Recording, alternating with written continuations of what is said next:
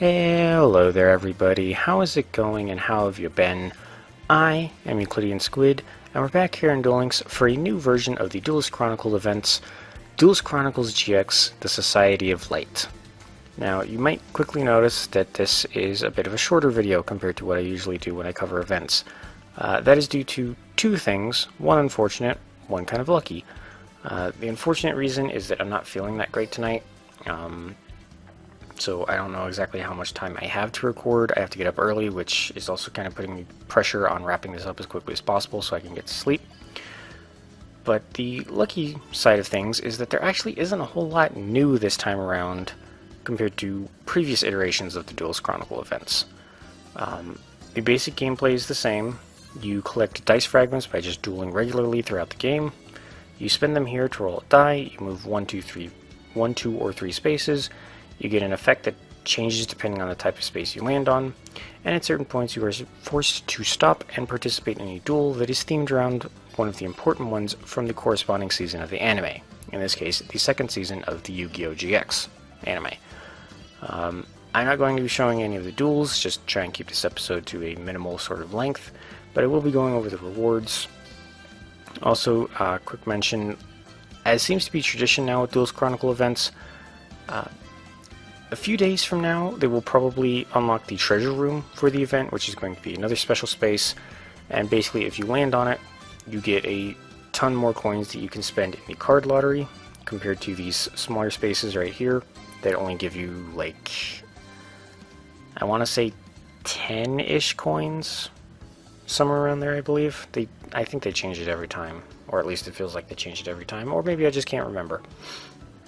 But other spaces include move forward spaces, narration spaces, which simply start a cutscene depicting part of the season. These spaces with a question mark die will give you support items, which lets you basically pick if you want to move 1, 2, or 3 if you use the corresponding item. There are also occasionally non-required duels, like this Vagabond space. I don't like these because if you land on them, you have to duel them. You don't have a choice in skipping. And they just kind of slow down an already slow event, in my opinion, and I'm just not a big fan of them to begin with. But that's basically the gist of it. You roll die, you progress down this one-way path. At the end of the path, you go on to the next board, and then the next one, and then the next one. And when you finish the final one, right back around to the start for the second time through, then the third time through, and every single time the rewards for completing each board are going to change. So for example, this first time around, when you complete the first board, you will get 20 gems. Then you get a copy of Reverse of Neos, which I will cover when I go into the lottery screen. When you finish the third board, you get 3 of these extra life items. And then when you finish the final board for the first time, you get, if it will click, Double Hero Attack, which is one of the new cards that has been added for this event. Then you go down to round 2, and next time around you get 30 gems, then 3 extra results icon or items, then 10,000 gold, and then a copy of Oja Mandala, and so on and so on and so on. It looks like every round after the 6th you only get rare jewels for completing it. So realistically you only need to go through 6 times if you want to get absolutely everything. 5 times technically, because this 6th is just a little like title blurb that appears under your name when you connect to somebody in the PvP arena. It's basically just a little boasting comment that you completed the event 100%, or something similar. I'm trying to I feel like I'm forgetting something about the boards.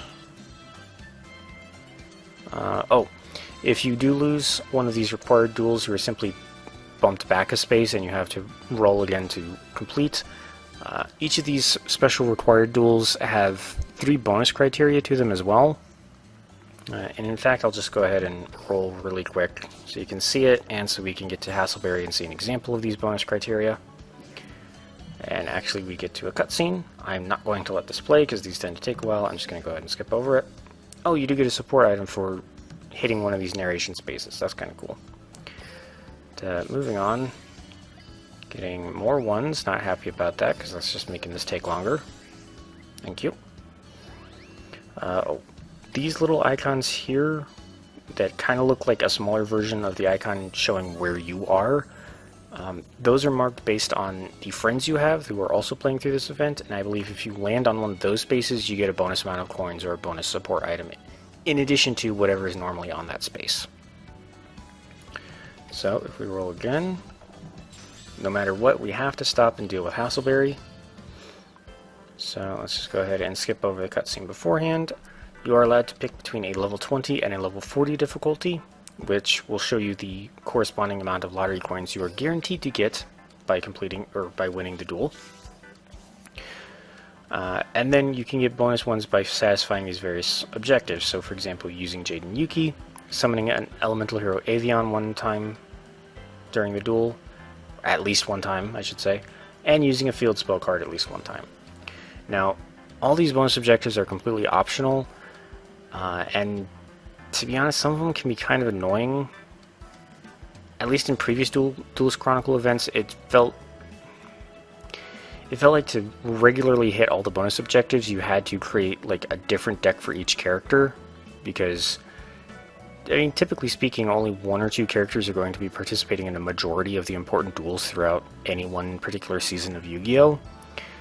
So, and each duel is going to have different bonus requirements to it. So, for example, to back up quite a ways, for the Duelist Kingdom version of the Duelist Chronicle events, there is like 5 or 6 different duels where it wanted you to use Yami Yugi as the character for bonuses, but then the other 2 bonuses were always different from each other. Like one might have been Special Summon Dark Magician, or not Special Summon, but just Summon Dark Magician one time, Summon Blackluster Soldier one time, or whatever. But because they were all different, it was difficult making a deck to satisfy more than one duel. At least it was for me.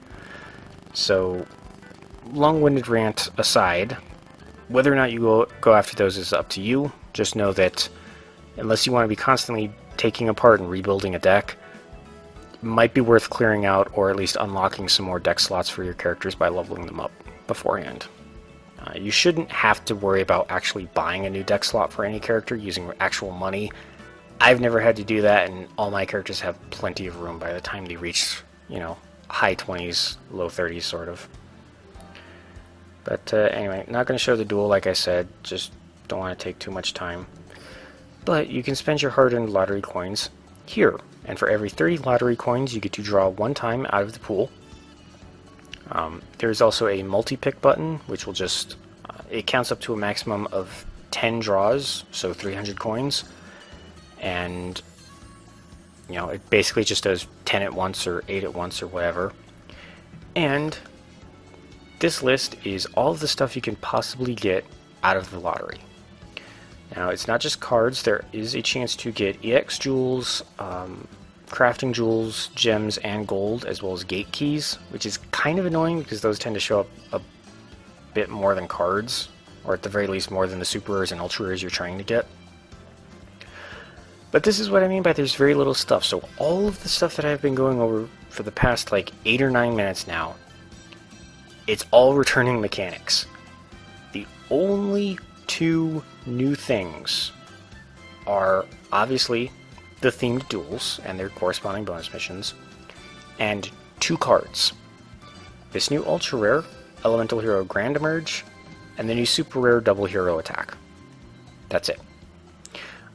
A lot of these other cards, however, were previously event exclusive as well. So if you are missing out on some of these, like say a Reverse of Neos or an Axe Dragonote, this is a good time to pick up some copies. So, you know, say you missed the event entirely, or you were unlucky enough to only get like 1, for example. But anyway, so in terms of ultra rares, Elemental Hero Grand Merge, as I mentioned, is the new one. Is a level 6 Light Warrior fusion of 2 normal hero monsters. Initially has attack and defense of 0. And its effect states that it has to be fusion summoned. Gains attack and defense equal to the combined original levels of the materials used for its fusion summoning times 300. This can actually be pretty powerful.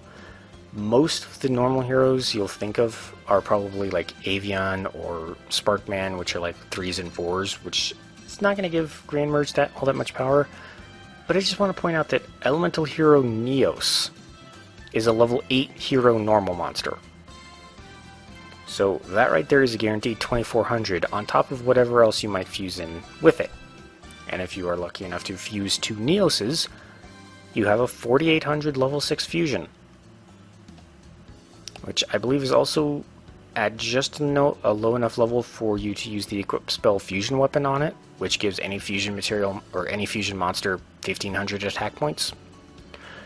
So if you play your cards right, Grand Merge can be quite powerful. But in addition to this stat determining effect, when this card destroys an opponent's monster by battle, you contribute this card, then special summon 1 elemental hero fusion monster from your extra deck, ignoring its summoning conditions. However, it cannot attack monsters with an equal or lower level than it. That's a bit of a restriction that makes Grand Merge a little bit awkward to use when it comes to its secondary effect, because obviously you'd want to go for something like Shining Flare Wingman, or heck, just normal Flame Wingman, or something like that. But because it cannot attack monsters with a lower level than it, and those monsters are generally going to be like 6 to 8, possibly even level 9, it basically means that the monster can only ever attack your opponent directly. I'm sure there are probably some elemental hero fusions that are a very, very low level. Probably not to the point of being level 4. So to be completely honest, I don't know why you would ever want to use Grand Merge's secondary effect, especially if you, if you have, if it has, if you fused a Neos with it and it has, 2400 plus attack or 4800 attack or whatever. The one thing that does come to mind is that you may want to do it just to use the other fusion monster's effect. So, for example, there is another elemental hero fusion called Grand Tornado. It requires 1 elemental hero and 1 wind monster, if I remember correctly. I don't remember what its stats are, but I believe its effect says that when it is fusions...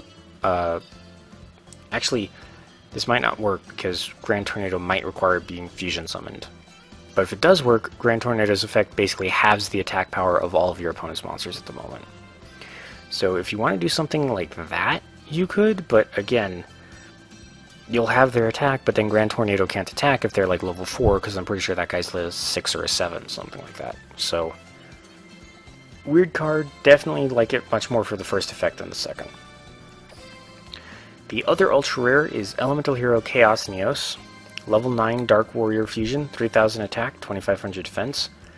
Is a fusion of Neos Dark Panther, or Neospatian Dark Panther and Neospatian Glomas. However, it does not require the use of polymerization. Like all Elemental Hero Neos fusions, it is simply a contact fusion, wherein you have to special summon it from your extra deck by shuffling the above cards you control into the deck. And I don't think that fusion substitutes work with these sorts of monsters. Mostly because I don't know if this form of summoning actually counts as a fusion summon, and I think all of the fusion substitutes effects specifically state that they have to be used for a fusion summon. It's one of those weird little, like, semantical things that some Yu-Gi-Oh! Effects turn on, but anyway. During the end phase, you have to shuffle this card into the extra deck, then set all face-up monsters on the field. There are cards in the game that let you not have to do this, but moving on. Once per turn during your main phase 1, you can toss a coin 3 times. If you get 3 heads, destroy all monsters your opponent controls. If you get 2 heads, for the rest of this turn, the effects of all face-up monsters your opponent controls are negated. And if you get 1 head, return all monsters you control to the hand. And if you get 0 heads, nothing happens. So, pretty random. Somewhat low chance of the effect kind of coming back to get you, but it's interesting. Just unfortunately, Dark Panther and Glomas, like all Neospatians, have very low stats, so you probably have to use other cards to actually get them onto the field at the same time. Moving on though, into the super rares, Double Hero Attack. Quick play spell. If you control a fusion monster that lists Elemental Hero Neos as material, target 1 hero fusion monster in your graveyard and special summon it, ignoring its summoning conditions. You can only activate 1 double hero attack per turn. So this is an incredibly powerful card. especially if you have any ways of immediately sending your fusion heroes to the graveyard. I don't know if any such cards exist. I feel like there's at least one or two, but that is something you could do. I mean, alternatively, another thing is if the duel drags on for a while and one of your fusion monsters was destroyed, or possibly if it was immediately stopped by some kind of a trap card or whatever, double hero attack and get it back. But note that you have to have the fusion monster on your field has to list Neos as fusion material in order for you to activate this card. So it can't be something like Shining Flare Wingman or even Grand Emerge. It would have to be something like Elemental Hero Chaos Neos. Moving on, we have Wrath of Neos. The last time this card was around, it was part of the Spunky Jaden event. Simple, very simple spell card. I cannot talk. Select one face-up Elemental Hero Neos you control, return it to the deck, and destroy all cards on the field. Yep, complete board wipe. And you don't even lose the Neos because it goes right back into your deck. It doesn't go to the graveyard, doesn't get banished, just back to the deck. Similarly, Reverse of Neos was also available from the Spunky Jaden event. This is a quick play spell. Activate only when a face-up Neos fusion monster you control is destroyed. Special summon one Elemental Hero Neos from your deck in attack position, and it gains 1000 attack, but is destroyed during the end phase of this turn. So ideally, the way that this would work is if your fusion monster attacked and your opponent did something to weaken it and it lost the battle, you could then use this to replace it with a Neos and, you know, actually destroy whatever it is you wanted to destroy. Generally would not recommend activating this on your opponent's turn because you do lose Neos at the end of it, but maybe you have some way around that. I don't know. These last two supers actually, I think, were from a Chaz event?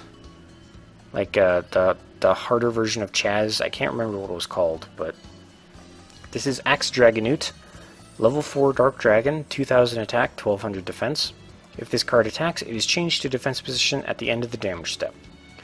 But what is nice is that unlike other cards that do this, it actually has some defense, and it does not say that you have to wait a turn before you can put it back into attack mode. So if you can keep it alive through your opponent's next turn, you can then just switch it back to attack mode and attack again with it.